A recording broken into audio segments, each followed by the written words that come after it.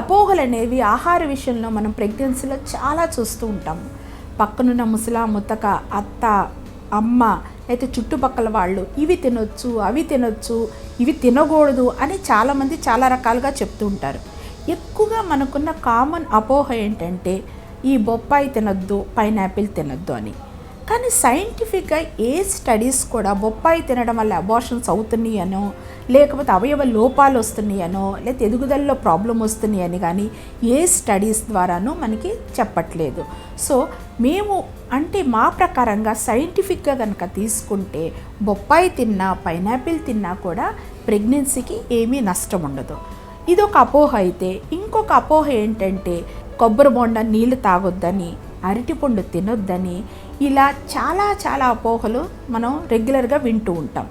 కానీ ఏ ఫ్రూట్ తిన్నా, ఏవి తిన్నా, ఏ పాలల్లో తినాలి, ఎలా తినాలి, ఎంత తినాలి అనేది సరైన రీతిలో డైటీషియన్ అడ్వైస్ చేసిన రీతిలో, లేకపోతే మీ డాక్టర్ గారు అడ్వైస్ చేసిన రీతిలో తీసుకుంటే కనుక ఏ పండు బిడ్డ పైన హాని చెయ్యదు.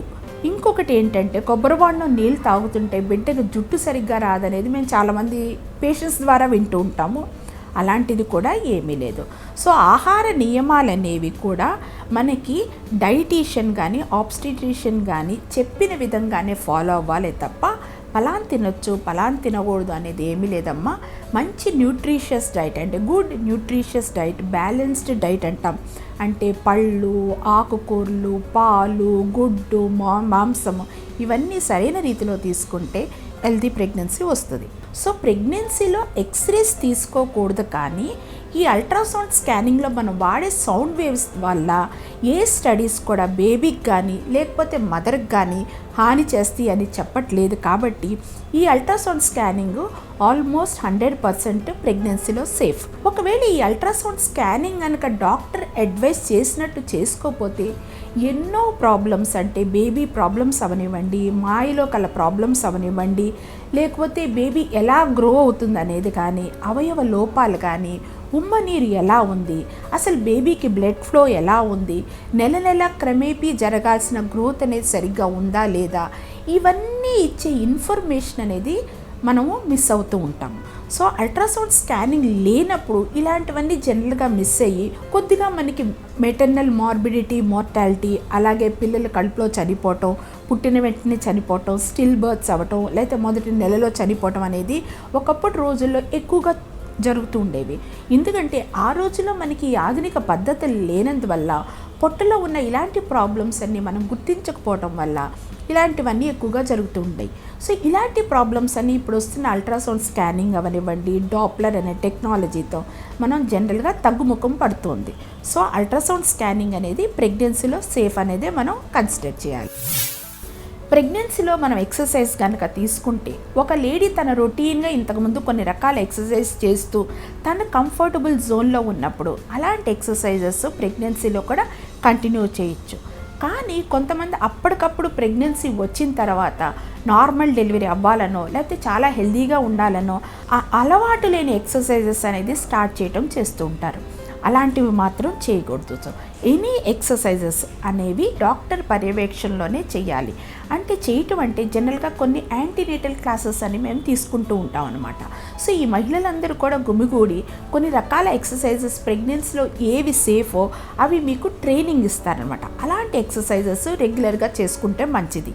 ఒకవేళ ఇలాంటి ఫెసిలిటీస్ కనుక లేని వాళ్ళు ఏం చేయాలంటే రోజు వాకింగ్ ఒక 20 to 30 minutes నార్మల్ వాకింగ్, అంటే వాళ్ళు మాట్లాడటంలో ఇబ్బంది పడకపోవటం, ఆయాసం రాకుండా ఉండటం, అతిగా నొప్పి ఏమన్నా కాళ్ళు నొప్పులు రాకుండా ఉన్నంత జోన్లో వాకింగ్ 20 to 30 minutes రోజు చేస్తే అది చాలా మంచిది.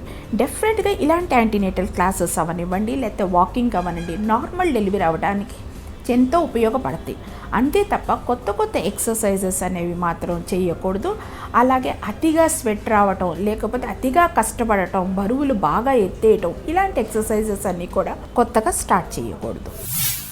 ఈ మధ్య మనం ఎక్కువగా చూస్తున్న ట్రెండ్ ఏంటంటే ప్రెగ్నెంట్ అవ్వగానే రెస్ట్ తీసుకోవాలి, రెస్ట్ తీసుకుంటే బేబీ చక్కగా పెరుగుద్దని లేదా తల్లికి ప్రమాదాలు ఉండవని అందరూ అనుకుంటుంటారు. కానీ రెస్ట్ అనేది కూడా ఎక్కువ రెస్ట్ అనేది అరుదైన కారణాలలో తప్ప రెస్ట్ అనేది అవసరం లేదు. ఇప్పుడు కూడా దీనిలో కూడా చాలా స్టడీస్ మనకి రెస్ట్ అవసరం లేదనే చెప్తున్నాయి అన్నమాట. ఎక్కువ రెస్ట్ తీసేసుకోవటం, అలాగే తల్లి బిడ్డ ఇద్దరున్నారు కదా అని చెప్పేసి ఎక్కువగా తినేయటము, ఎక్కువగా స్వీట్స్ తినటము, ఇలాంటివన్నీ జరగటం వల్ల తల్లి అధిక బరువుకు లోనయ్యి దాని ద్వారా వచ్చే బీపీ కానీ, లేకపోతే ప్రెగ్నెన్సీలో వచ్చే షుగర్ కానీ, లేకపోతే హెవీ వెయిట్ బేబీస్ ఉండటం వల్ల కాన్పు కష్టతరం అవ్వటం, సిజేరియన్ రేట్లు ఎక్కువ అవటం, బ్లీడింగ్ అనేది ఎక్కువ అవటం, తర్వాత డెలివరీ అయిన తర్వాత ఈ పుళ్ళన్నీ మానకపోవటం, సిజేరియన్ అయిన తర్వాత పుండు మానకపోవటం, ఇలాంటివన్నీ కూడా మన అధిక బరువుతో చూస్తుంటాం. సో రెస్ట్ అనేది కూడా డాక్టర్ అడ్వైస్ చేస్తే తప్ప అవసరం లేదు. అలాగే తల్లి బిడ్డకి ఎన్ని క్యాలరీస్ అవసరమో మీ డైటీషియన్ కానీ మీ గైనకాలజిస్ట్ నిర్ణయించిన అంత డైటే తీసుకోవాలి తప్ప అధికంగా డైట్ తీసుకోవాల్సిన అవసరం లేదు. ఇంకొకటి, మనం డెలివరీ అయిన తర్వాత ఎస్పెషలీ సిజేరియన్ అయిన తర్వాత చాలామంది అనుకుంటుంటారు పప్పులు తినకూడదు అని. ఈ పప్పు తింటే ఏదో చీమ్ పడుతుందని, పుండు మానదని చాలామంది అనుకుంటుంటారు. బట్ పప్పు అనేది ఈజ్ నథింగ్ బట్ ప్రోటీన్స్ అనమాట. ప్రోటీన్స్ అనేవి దే ఆర్ బిల్డింగ్ బ్లాక్స్. అంటే మన శరీరంలో ప్రతి అవయవం సరిగ్గా ఫంక్షన్ అవ్వాలన్నా, సరిగ్గా పెరగాలన్నా ప్రోటీన్ అనేది చాలా అవసరం. ఈ ప్రోటీన్ అనేది చేస్తే మంచి చేస్తుందే కానీ చెడు చేయదు.